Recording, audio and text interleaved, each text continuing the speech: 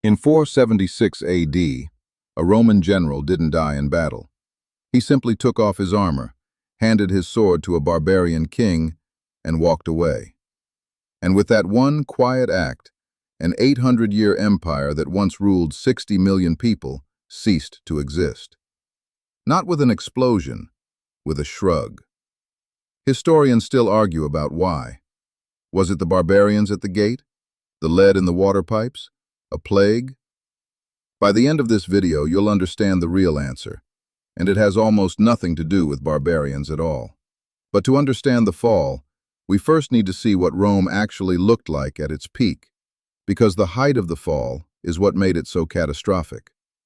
At its height under Trajan in 117 AD, Rome stretched from Britain to the Persian Gulf. A citizen could walk on paved roads from Hadrian's Wall to the Euphrates and never leave Roman jurisdiction. The legions, disciplined, professional, permanent, were the most effective military machine the ancient world had ever seen. Rome wasn't just an army. It was plumbing, law courts, grain shipments, and a currency accepted from Spain to Syria. This wasn't a fragile system. This was the most sophisticated civilization on Earth. So how does something this dominant collapse? Not overnight, over nearly 300 years of compounding failures. First, the economy.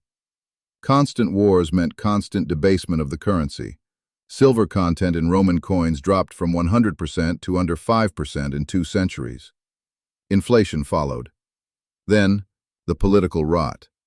Between 235 and 284 AD alone, Rome had over 20 different emperors, most assassinated by their own soldiers within months of taking power. An empire cannot plan for the future when its leadership changes every 18 months. And finally, the empire got too big to defend.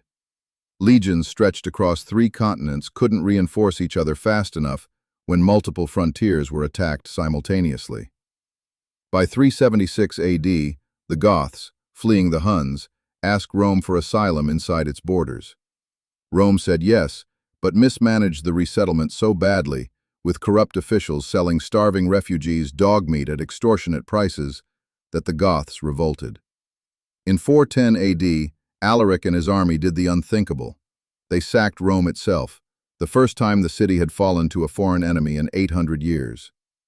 The psychological shock rippled across the empire. If Rome could fall, nothing was safe. Over the next 66 years, the Western Empire lost province after province. Britain, Spain, North Africa, Gaul. Each loss cutting off tax revenue needed to pay the very legions meant to defend what remained. It was a death spiral.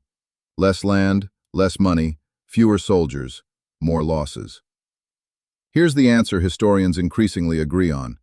Rome didn't fall to barbarians. It fell because a 300-year-long economic and political crisis hollowed it out from the inside. And the barbarians were just the ones standing there when it finally gave way. The eastern half of the empire, richer, better defended, more centralized, survived for another 1,000 years as the Byzantine Empire.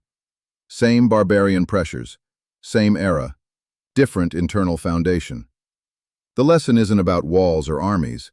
It's that no system, however dominant, survives indefinitely if its internal foundations rot faster than its external threats grow. The Western Roman Empire didn't die in a single battle. It died from 1,000 small failures nobody fixed in time. And it's exactly the same pattern we'll see in our next video, when an empire twice the size of Rome's, the Mongols, collapsed in less than 150 years. Subscribe to the series to see why the biggest empire in human history fell apart even faster.